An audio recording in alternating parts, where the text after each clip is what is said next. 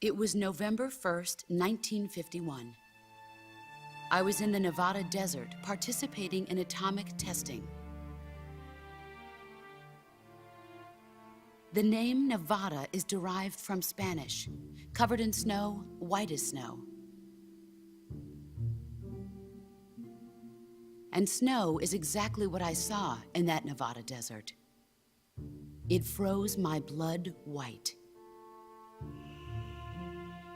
Snake, you were an atomic test subject, weren't you? On Bikini Atoll.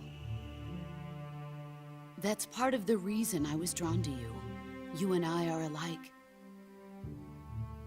We're both slowly being eaten away by the karma of others. We'll never have the chance to die peacefully of old age. We have no tomorrow. But we can still have hope for the future. In 1960, I saw a vision of the ideal future from space. 3 years earlier, the Soviet Union had succeeded in launching Sputnik, the first man-made satellite in history, into orbit. This came as a huge shock to the United States. In response, America threw everything it had into its own manned spaceflight project, the Mercury program. Even as the Soviets seemed poised to send their first man into space, America was still experimenting with chimpanzees and rockets. The government wanted human data. So they secretly decided to send a human being into space. I was the one they chose. At the time, they didn't have the technology to block out cosmic rays, and whoever they sent up would inevitably be exposed to heavy radiation. That's why they chose me. After all, I'd already been irradiated once. Of course, you won't find any of this in the history books. I could see the planet as it appeared from space. That's when it finally hit me. Space exploration is nothing but another game in the power struggle between the US and the USSR. Politics, economics, the arms race, they're all just arenas for meaningless competition. I'm sure you can see that, but the Earth itself has no boundaries. No East, no West, no Cold War. And the irony of it is, the United States and the Soviet Union are spending billions on their space programs and the missile race, only to arrive at the same conclusion. In the 21st century, everyone will be able to see that we are all just inhabitants of a little celestial body called Earth. A world without communism or capitalism, that is the world I wanted to see. But reality continued to betray me. In 1961, I was sent to Cuba, to Bahia de Cochinos. It was part of a CIA-sponsored invasion under the guise of taking Cuban exiles back to their country. But the US government betrayed them. Our weak-kneed president held back their air support. Defenseless, the exiles were annihilated by the Cuban army. All I could do was watch in silence. I was set up by the very country I'd sacrificed so much for, by the very government I dedicated my life to defending. I was driven from the surface world, and I went underground. Then, 2 years ago, I faced the sorrow, my old comrade in battle. He was my friend. But one of us had to die. I was left with no choice. The sorrow gave his life for me. There is no enmity between us. One must live, and one must die. That was the mission. The ones who gave me that mission were the philosophers. Early in the 20th century, the true holders of power in the United States, the Republic of China, and the newly formed Soviet Union gathered together in a secret meeting that would later be known as the Wise Men's Committee. The secret pact they formed there marked the beginning of the philosophers. But the last of the original members died in the 1930s. After that, the organization began to run out of control, and the Wise Men's Committee degenerated into a mere shell of its former self. The philosophers of today have no sense of good or evil. Their influence extends to countries and organizations involved in every aspect of every war. They have become war itself. That's how they operate. The sacrifices of war cause a shift in the times. This shift leads to renewed conflict, and in turn triggers the next war. Like a nuclear chain reaction, each conflict sparks countless others, forming an endless spiral that will continue on for eternity. Do you understand what I'm saying, Snake? By consuming me and you, the philosophers intend to keep that cycle going forever. It was my father who explained all of this to me. He was one of them. You see, I am the last remaining child of the philosophers. But after he revealed the truth, my father was killed by that same shapeless, formless organization. And my father isn't the only thing the philosophers have taken from me. In June of 1944, the Cobras and I took part in the landing at Normandy. We'd been given a top-secret mission to locate and destroy enemy V-2 rocket installations. I was pregnant at the time. The sorrow was the father. I gave birth on the field of battle. A beautiful baby boy. But my child was snatched away from me by the philosophers.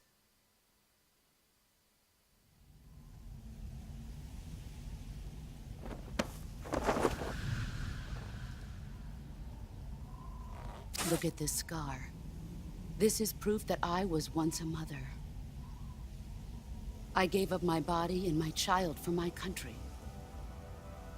There is nothing left inside me now. Nothing at all. No hatred, not even regret. And yet sometimes at night, I can still feel the pain creeping up inside me, slithering through my body like a snake.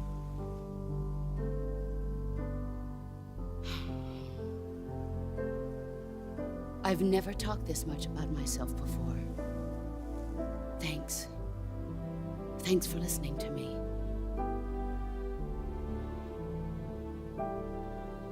I feel content. Snake, commence the operation. I raised you. I loved you. I've given you weapons, taught you techniques, endowed you with knowledge. There is nothing more for me to give you. All that's left for you to take is my life, by your own hand. One must die, and one must live. No victory, no defeat. The survivor will carry on the fight. It is our destiny. The one who survives will inherit the title of boss. And the one who inherits the title of boss will face an existence of endless battle. I'll give you 10 minutes. In 10 minutes, MiGs will come and bomb the hell out of this place. If you can beat me in less than 10 minutes, you'll be able to escape in time. Let's make this the greatest 10 minutes of our lives, Jack. Boss? You're a soldier. Finish your mission. Prove your loyalty. Face me. Let's see what you're made of. Yeah, I'll show you what I'm made of. If you would just leave me alone, how about that? Heads up, Snake.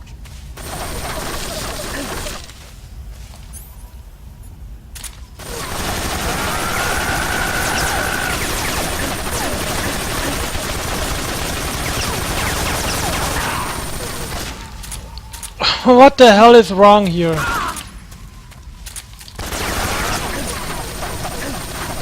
I think I know what to do now.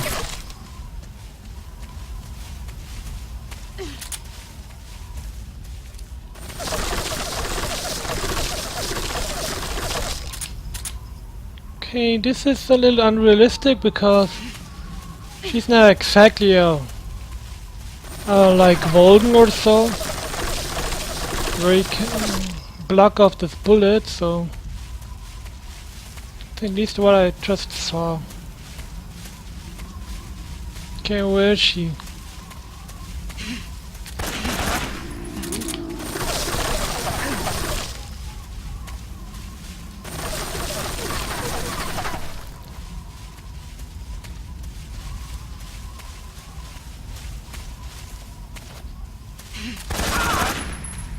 Okay.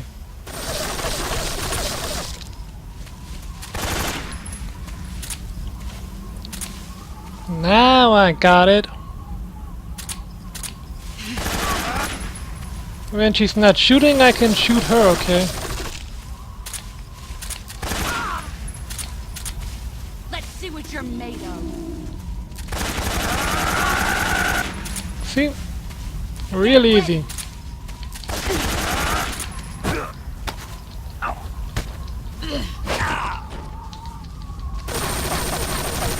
Come on, Snake, get up, get up. Move or you're dead. Move or you're dead.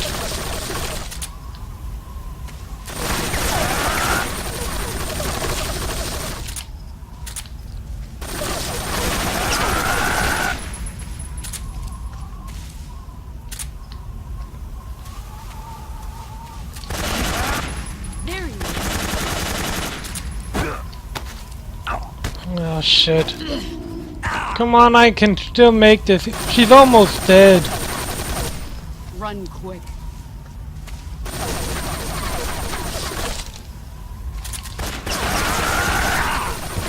Yee, that was a mistake.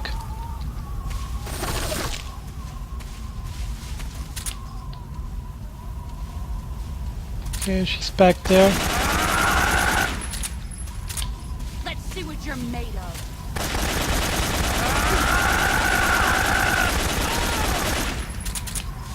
Okay, just a few more shots, come on. Get ready.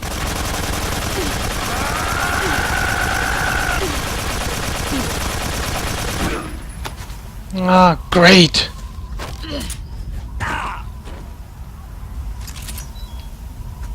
Is that all you've got?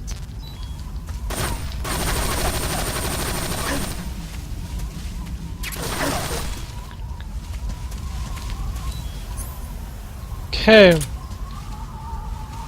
I'm almost dead, she's almost dead.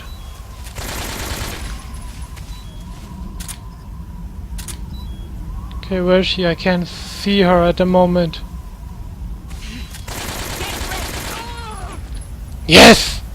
That was a close one. One more shot for me, one more shot for her. That was pretty close. Woo!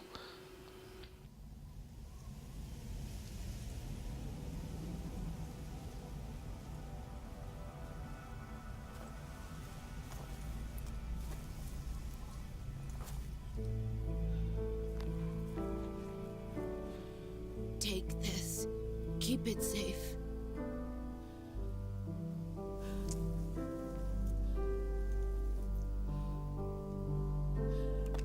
It's our only hope.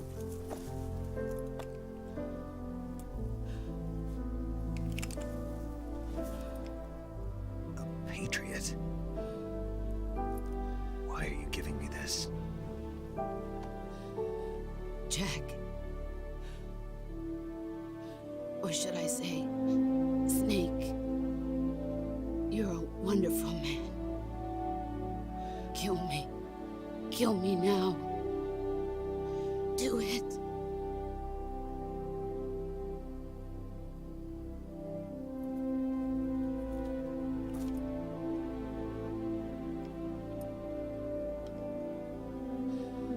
There's only room for one boss and one snake.